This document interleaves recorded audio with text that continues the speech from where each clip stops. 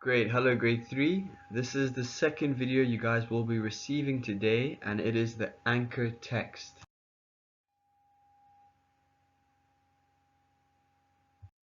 Awesome guys, here is the anchor text. For those of you following in your books at home, it can be found on page 402 all the way through to page 413. Let's get straight into it. Technology Wins the Game by Mark Andrews. It's quite a cool picture. Great guys, before we start reading, please pay special attention to the highlighted words as these are your key vocabulary words. Almost everyone loves a good game. However, it's not just athletic ability or skill that helps sports players win.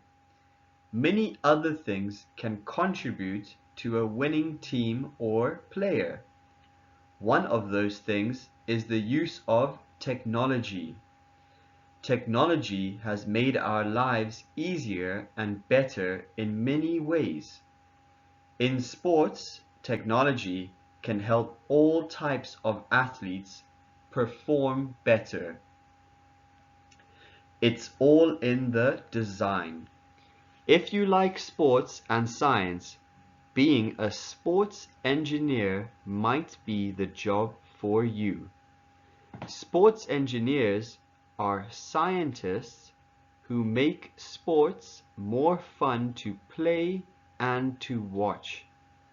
They design better materials, surfaces, and equipment. They help keep athletes safe from injury. A sports engineer has probably helped improve your favorite sport. The science of sports engineering.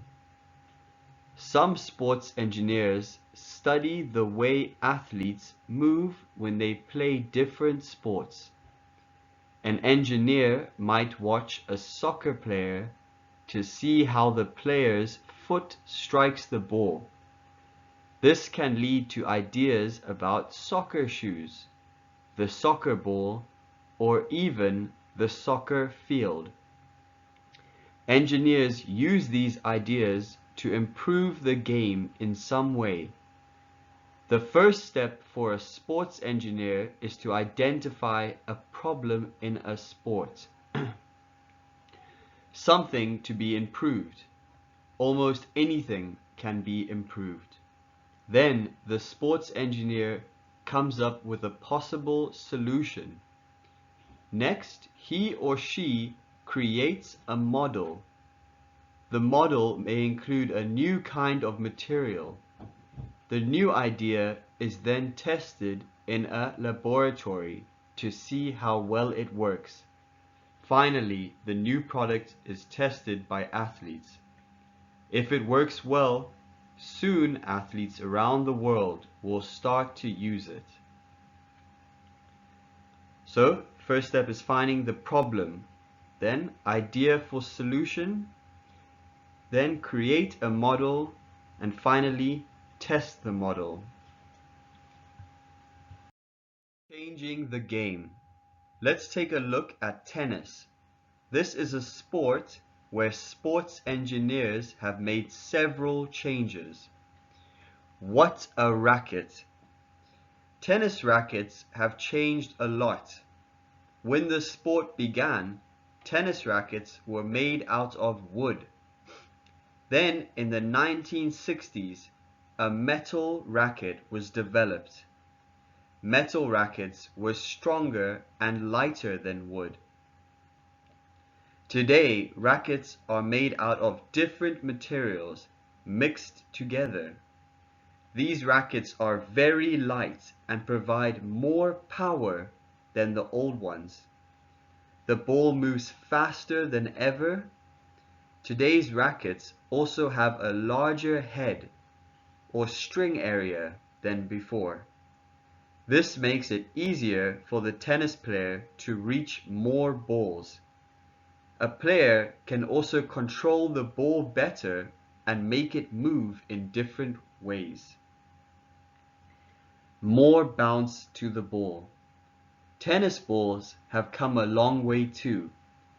The first tennis balls were made of leather or cloth stuffed with wool or horsehair. These balls did not bounce very high. In the 1870s, rubber was first used to make tennis balls. These balls bounced better, but the cloth that covered the ball would fall off.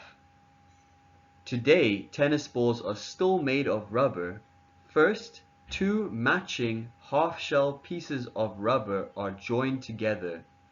This makes the hollow, round shape of the ball. Second, two pieces of felt are wrapped around the ball. Third, a rubber seam is added to keep the felt cover together. Finally, the balls are put in a can that is under pressure. This helps keep them bouncy. The whole process ensures that each tennis ball bounces exactly the same way. Where the ball bounces is up to the player. And if you look underneath, there's a nice little diagram showing, guys. Great, guys. Next page. Higher and faster. Sports engineers help athletes perform in just about every sport.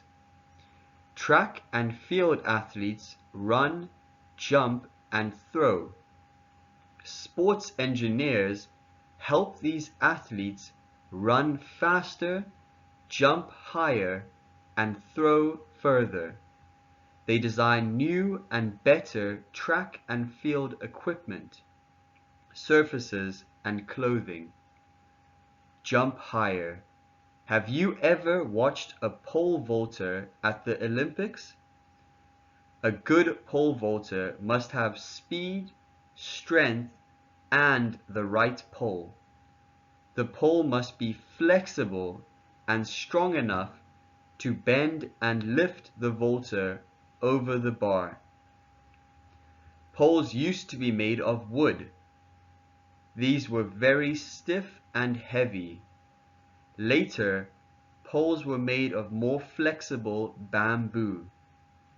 Then engineers designed poles made of aluminium. Today, poles are made of fiberglass and are very light. They bend easily. The more the pole bends, the farther the vaulter sails through the air. Run faster. What makes a runner fast? Athletic ability and good training are most important. Engineers have designed new track surfaces and clothing to help. Track runners used to run on grass fields. When it rained, the tracks would become soggy and slippery. Now, most runners run on all-weather tracks. These are man-made surfaces with a top coating of rubber chips. The rubber chips make the runner's shoes bounce off the track better. This increases speed. New kinds of clothing also help runners speed up. Many track stars don't wear shirts and shorts like they used to. They wear lightweight bodysuits that fit tightly. When they run in these suits, the wind does not slow them down. Every fraction of a second counts. A new kind of racing. The Boston Marathon is the oldest and most famous marathon race in the world. Each year, thousands of athletes run the 26.2-mile course through the hilly streets of Boston and neighboring towns. In 1975, Bob Hall finished the marathon in a different way. He wheeled his way to the finish line. Bob Hall was the first official wheelchair athlete to complete the Boston Marathon. He finished the race in less than 3 hours, faster than most runners. And if you look at the first picture on the right, Bob Hall used a similar wheelchair in the Boston Marathon. And the one at the bottom, today wheelchair athletes compete with high-tech wheelchairs. In these shoes, sport engineers have also designed shoes to make athletes faster and to give them more support. Athletes need different kinds of shoes for different sports. If you want to win, you need to wear the right shoes. A history of running shoes. In ancient times, runners ran barefoot. As time went on, athletes began to run in sandals. Soon, the sandal wearers were winning most of the races. The running shoe was born. The next big change came in the 1830s in England. The first running shoe with a rubber sole was introduced. Rubber soles were light and comfortable. They also easily gripped the ground. Spikes were added to running shoes as early as 1852. In the 1920s, a German named Adi Dassler improved the design and sold the first modern running shoes with spikes. Spikes give runners a better grip. Today, shoemakers and engineers better understand the science of running. Running shoes are made for every style of runner and any surface. Engineers know that runners need shoes that are strong and flexible. If you look at the bottom, there's a small timeline. Changes in running shoes. 5th century BC, ancient Greece, bare feet and sandals. 1830s, shoes with rubber soles for a better grip.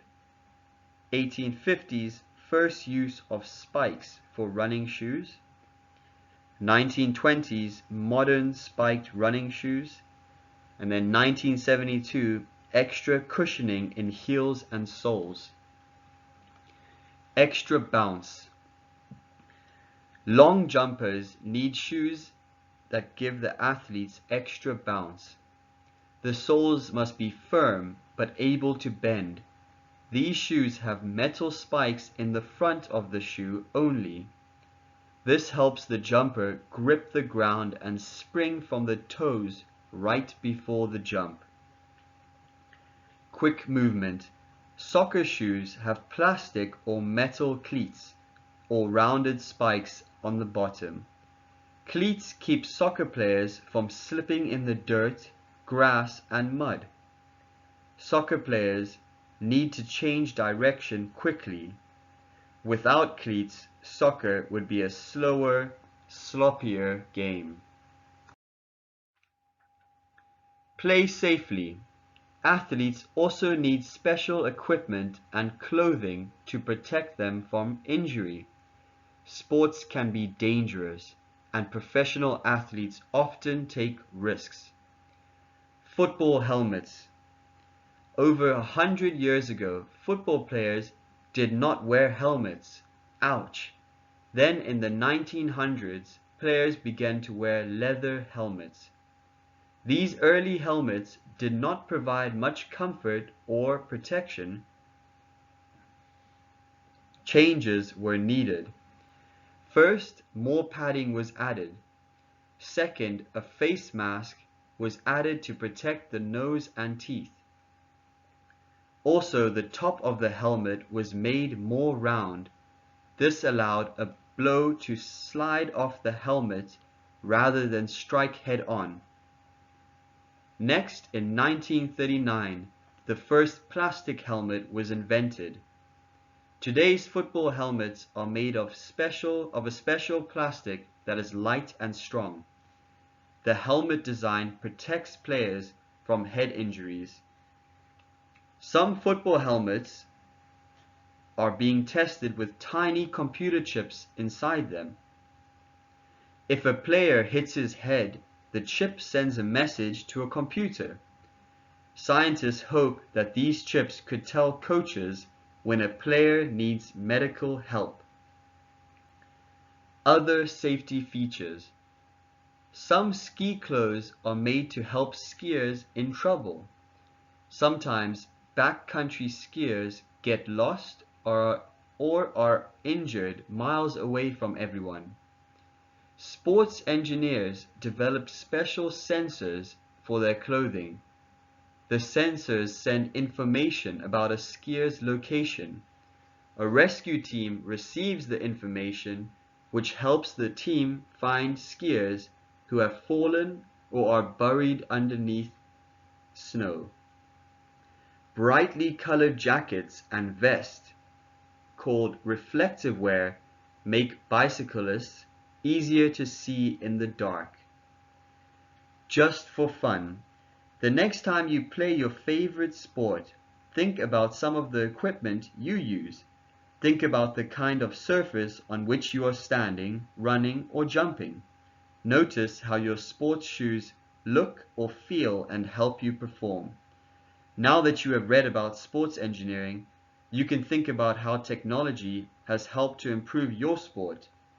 Technology not only makes our lives easier and better, it also makes our lives a lot more fun. Fantastic, guys. That's the end of the story. Like always, let me know what you thought. I hope you guys enjoyed, and please message me if you need any assistance. You will have one more video coming to you on grammar. Talk to you guys tomorrow.